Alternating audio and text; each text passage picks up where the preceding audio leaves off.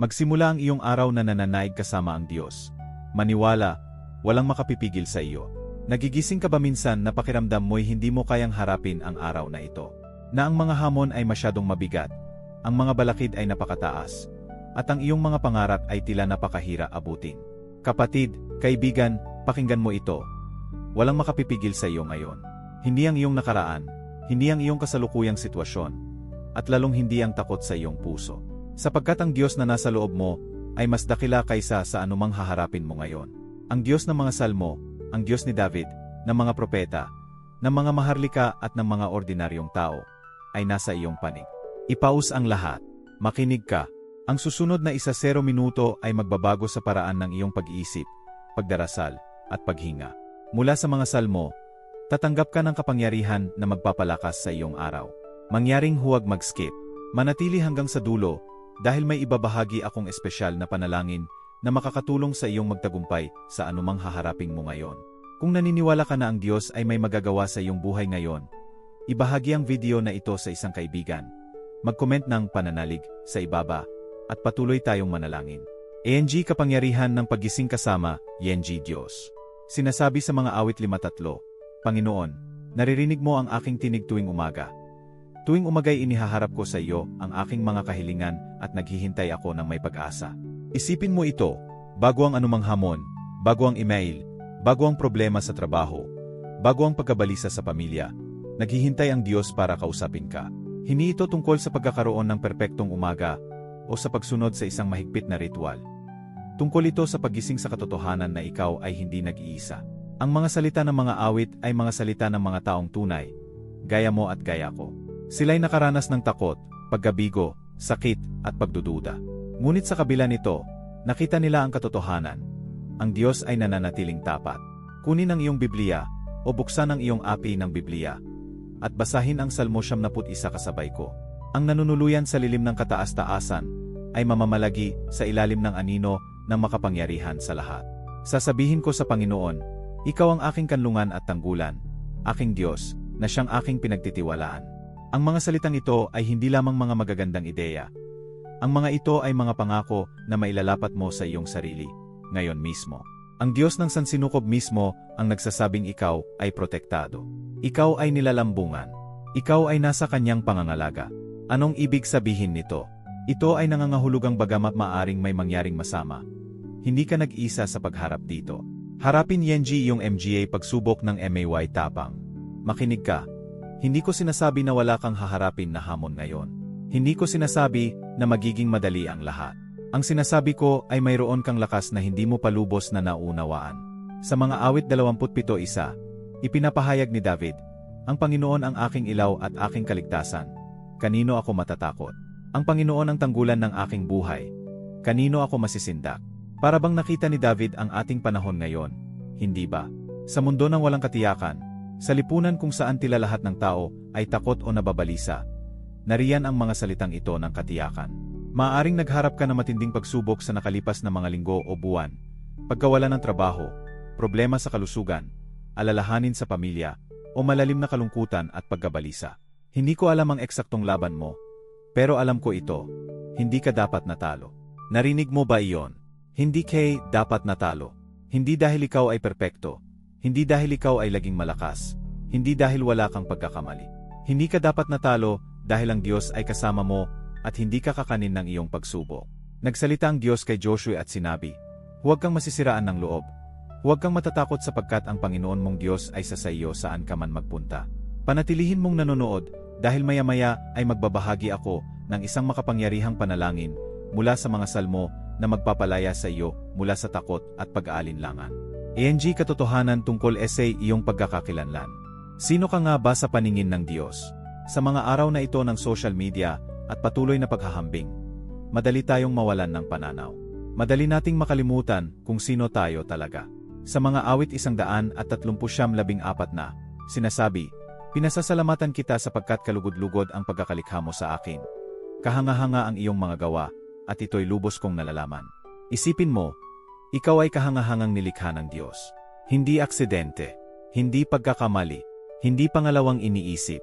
Nilikha ka ng may layunin, na may disensyo, ng may detalye na hindi pangkaraniwan. Mahalaga ang kalamang ito dahil kapag nakalimutan mo kung sino ka, nagsisimula kang mabuhay ng hindi ayon sa iyong tunay na pagkatao. Nagsisimula kang maniwala sa mga kasinungalingan. Nagsisimula kang matakot sa mga bagay na hindi dapat katakutan. Makinig ka sa akin. Ang iyong nakaraan ay hindi ang iyong kinabukasan. Ang iyong pagkakamali ay hindi ang iyong pagkakakilanlan. Ang iyong kasalanan ay hindi ang iyong pangalan. Sa Diyos, ikaw ay pinalaya, pinatawad, at minamahal ng walang kondisyon. Ito ang iyong tunay na pagkakakilanlan. At walang tao, walang sitwasyon, walang demonyo sa impyerno ang makakakuha nito sa iyo. Kung hindi pa nakapagbabago ang mensaheng ito sa paraan ng iyong pag-iisip, patuloy na manalangin kasama ko. May darating pang iba. Paglaban essay takot 80 pagkabalisa. Nakaramdam ka na ba ng takot na para bang kinakain ka nito mula sa loob? Nakaramdam ka na ba ng pagkabalisa na para bang hindi ka makahinga? Naiintindihan kita, at naiintindihan ka ng Diyos. Sa mga awit 34:4, inihayag ni David, "Hinanap ko ang Panginoon, at sinagot niya ako. Iniligtas niya ako mula sa lahat ng aking takot." Hindi sinabi ni David na wala siyang takot. Sinabi niya na iniligtas siya ng Diyos mula sa kanyang takot. Mayroong pagkakaiba. Ang takot ay totoo. Ang pagkabalisa ay totoo. Hindi ko sinasabi na wala ito o dapat mong balewalain ang mga ito. Pero sinasabi ko na ang mga ito ay hindi ang huling salita sa iyong kwento. Mas malakas at mas mainit ang tono. Kapag dumarating ang takot, magsabi ka ng totoo. Sabihin mo ito, "Panginoon, natatakot ako. Pero mas malaki ka kaysa sa aking takot. Mas malakas ka kaysa sa aking pagkabalisa. Ikaw ay kasama ko." Tingnan mo ang mga awit 56:3-4. Kapag ako'y natatakot, magtitiwala ako sa iyo. Sa Diyos, na ang salita ay aking pinupuri. Sa Diyos ako nagtitiwala, hindi ako matatakot. Ano ang magagawa sa akin ng tao? Paano kung ngayon mismo, bilang panunood mo, isulat mo ang isang takot o kabalisahan na kumokontrol sa iyong isipan? Isulat mo ito. Pagkatapos ay isulat mo ang pangakong ito mula sa salmo sa tabi nito. Manatili kang nanonood dahil sa ilang sandali lamang. Ibabahagi ko kung paano mo maaring labanan ang bawat takot sa pamamagitan ng mga salita ng mga salmo. Panalangin para essay pananaig.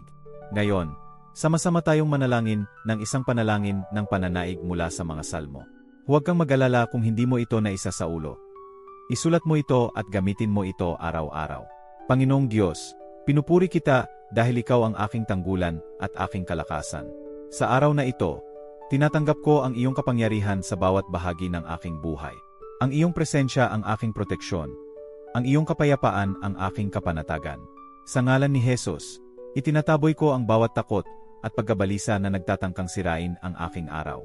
Tinatanggihan ko ang bawat pag-alinlangan na nagsasabi na hindi ako karapat-dapat o hindi ako kaya. Inaangkin ko ang iyong pangako sa mga awit 71 na ikaw ay aking kanlungan at aking tanggulan. Panginoon, sa araw na ito, nagpapasya akong mamuhay sa iyong katotohanan, hindi sa aking damdamin. Nagpapasya akong maniwala sa iyong salita, hindi sa aking mga sirkumstansya. Nagpapasya akong umasa sa iyong kapangyarihan, hindi sa aking sariling lakas. Salamat, Panginoon, dahil nananaig ako sa pamamagitan mo. Salamat dahil ang tagumpay ko ay hindi nakasalalay sa aking kakayahan, kundi sa iyong katapatan. At salamat dahil walang makapipigil sa akin kapag ikaw ang nasa akin at kasama ko. Sa ngalan ni Jesus, Amen. Paghahanda para essay iyong araw. Ito ang nangyayari kapag umaabot tayo sa Diyos sa pamamagitan ng mga salmo. Nagbabago ang ating pananaw, nagiging mas malakas ang ating pananampalataya, at lumalago ang ating kalaman sa kanyang presensya. Ngunit hindi dapat nagtatapos ang lahat sa isang magandang panalangin. Kailangan nating dalhin ang kapangyarihan ng salmo sa ating araw. Narito ang ilang praktikal na hakbang. Una, pumili ng isang bersikulo mula sa salmo na nakakaabot sa iyo. Isulat ito, at ilagay ito sa isang lugar na makikita mo na madalas sa buong araw. Sa iyong desk, sa iyong telepono, sa iyong salamin. Pangalawa, magtalaga ng oras, kahit 5 minuto lamang, para sa tahimik na panalangin bago ang lahat ng iyong mga gawain. Bago ang bawat meeting, bago ang bawat mahalagang usapan, bago ang bawat desisyon. Pangatlo, kapag nakaramdam ka ng tensyon o takot sa buong araw, huminto at bumuhos sa isang maikling panalangin mula sa salmo. Panginoon, ikaw ang aking ilaw at kaligtasan, hindi ako matatakot. Nakikita mo, ang nananaig na buhay ay hindi tungkol sa pagkakaroon ng perpektong buhay. Tungkol ito sa pagkakaroon ng perpektong Diyos sa isang hindi perpektong mundo. Tingnan mo ang mga awit 23:4. Kahit na ako'y lumakad sa libis ng lilim ng kamatayan, hindi ako matatakot ng kasamaan, sapagkat ikaw ay kasama ko. Ang iyong tungkod at ang iyong pamalo, ang mga ito ang nagpapanatag sa akin. Alam mo ba ang ibig sabihin nito? Kahit na ang pinakamalalalim na kadiliman ay hindi makapipigil sa iyo, dahil ang Diyos ay kasama mo. Gusto kong patuloy kang manood dahil sa ilang sandali. Magbabahagi ako ng isang natatanging talata ng kasulatan na nagpapakita kung paano sinuportahan ng Diyos si David sa kanyang pinakamadilim na oras. Pag-alaala essay Katapatan ng Diyos. Ang isa sa mga pinakamalakas na kaugnayan natin sa Diyos ay ang ating mga alaala tungkol sa kanyang katapatan. Kapag naalala natin kung paano niya tayo tinulungan noon, nakakahanap tayo ng tapang para harapin ang ating hinaharap. Sa mga awit 7:7, 1-1-2, sinasabi ni Asaph, alalahanin ko ang mga ginawa ng Panginoon. Alalahanin ko ang iyong mga himala noong una. Bubulayin ko ang lahat ng iyong mga gawa, at pagninilay-nilayan ang iyong mga dakilang gawa. May tanong ako para sa iyo. Kailan kang huling huminto para alalahanin ang mga pagkakataon kung saan iniligtas ka ng Diyos? Kailan ka huling nagpasalamat para sa mga panahon kung saan binuksan niya ang mga pinto? Nagbigay ng pangangailangan, pinagaling ang isang relasyon, o binigyan ka ng kalakasan na hindi mo akalaing mayroon ka. Minsan, sa gitna ng ating mga pagsubok, nakakalimutan natin ang mga himalang nagdala sa atin sa kinalalagyan natin ngayon. Nakakalimutan natin ang mga beses na muntik na tayong bumagsak, ngunit pinigilan tayo ng Diyos. Nakakalimutan natin ang mga pagsubok na akala natin ay papatay sa atin ngunit sa halip ay nagpalakas sa atin. Naniniwala ako na mayroon ka ng mga kwento ng katapatan ng Diyos. Ngayong araw, iminumungkahi ko na isulat mo ang 3 pagkakataon kung saan nakita mong kumilos ang Diyos sa iyong buhay. 3 pagkakataon kung saan ipinakita niya ang kanyang kapangyarihan, kalinga, o awa. Kapag nakikipagbaka ka sa pagdududa, bumalik sa listahang ito. Basahin mo ito ng malakas. Palalahanan mo ang iyong kaluluwa tungkol sa katapatan ng Diyos. Panatilihin mong nanonood dahil maya-maya ay magbabahagi ako ng isang makapangyarihang panalangin ng pasasalamat na makakatulong sa iyong makita ang katapatan ng Diyos ng may bagong perspektiba. Pagkamit ng higit iye kaysa essay panaigyan. Maaring sinasabi mo ngayon, ito ay maganda. Ang mga salita ng salmo ay nagbibigay inspirasyon. Ngunit paano kung ayaw kong lang manatili? Paano kung gusto kong umunlad? Paano kung gusto kong makita ang aking mga pangarap at pangitain na nagkakatotoo? Sa mga awit 37:4, sinasabi sa atin, masiyahan ka sa Panginoon at ibibigay niya sa iyo ang mga nais ng iyong puso. Pansinin na hindi nito sinasabi na, masiyahan ka sa iyong mga ninais at ibibigay ito ng Diyos sa iyo. Sinasabi nitong, masiyahan ka sa Panginoon. Ano ang ibig sabihin nito? Nangangahulugan itong kapag ginagawa mong sentro ng iyong buhay ang Diyos, kapag siya ang iyong pinakamataas na kasiyahan, ang iyong kaligayahan, ang iyong kagalakan, binabago niya ang iyong puso upang naayon ito sa kanyang plano. Hindi niya binabago ang kanyang kalooban para sa iyo. Binabago niya ang iyong kalooban upang maging ayon ito sa kanya. Isipin ito, kalooban ng Diyos na maging matagumpay ka, hindi ayon sa pamantayan ng mundo, kundi ayon sa kanyang kahulugan ng tagumpay. Kalooban niyang maging mabunga ka, maging kapakipakinabang, at mamuhay ka sa kanyang layunin. Sa mga awit 1-3, sinasabi sa atin, mapalad ang taong ang kanyang kasiyahan ay nasa kautusan ng Panginoon. Siya ay magiging parang punong kahoy na itinanim sa tabi ng mga batis ng tubig, na nagbubunga sa kapanahunan. Ang kanyang dahon ay hindi nalalagas, at anumang kanyang gawin ay matagumpay. Hindi ko sinasabi na magiging mayaman ka. Hindi ko sinasabi na magiging sikat ka. Hindi ko sinasabi na magiging madali ang lahat. Sinasabi ko na kapag namuhay ka ayon sa mga prinsipyo ng Salmo, kapag ginawa mong sentro ng iyong buhay ang Diyos, kapag hinangad mo ang kanyang salita, kapag nagtiwala ka sa kanya sa gitna ng kahirapan, magiging matagumpay kung anuman ang iyong ginagawa. Pagtatapos panawagan essay pagkilos. Kapatid, kaibigan, ilang minuto na lamang ang ating pagsasama. Pero gusto kong iwan ka na may ilang huling kaisipan. Ang mga salmo ay hindi lamang mga magagandang tula o mga lumang awit. Ang mga ito ay mga daluyan ng kapangyarihan ng Diyos na nagdadala sa iyo sa kanyang presensya. Nagpapaalala sa iyo ng kanyang mga pangako. At nagbibigay sa iyo ng mga salita kapag tila wala ka nang masabi. Ang mga salmo ay nagbibigay sa iyo ng mga salita para sa iyong kagalakan, kalungkutan, galit, takot, pag-alinlangan, at pag-asa. Ang mga ito ay naglalaman ng buong saklaw ng karanasan ng tao at nagpapakita sa atin kung paano dalhin ang lahat ng ito sa Diyos. Pinapalakas ang tono, mainit at mapaganyaya. Kaya ngayon, hinihikayat kita, gumawa ng desisyon, isang pangako sa iyong sarili at sa Diyos. Mangakong gagawin mong bahagi ng iyong pang-araw-araw na buhay ang mga salmo. Basahin ang isa bawat umaga. Isulat ang isang bersikulo bawat araw. Isaulo ang isang talata bawat linggo. Hindi mo kailangang maging perpekto. Hindi mo kailangang gawin itong komplikado. Ngunit kailangan mong magsimula.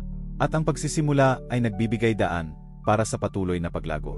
Ang bawat araw na isinasabuhay mo ang mga salita ng salmo ay isang araw na kinukunan mo ang iyong kalakasan mula sa Diyos mismo. At kapag nanggagaling sa Diyos ang iyong kalakasan, walang makapipigil sa iyo. Kung nakatulong sa iyo ang mensaheng ito, pakilik ang video na ito.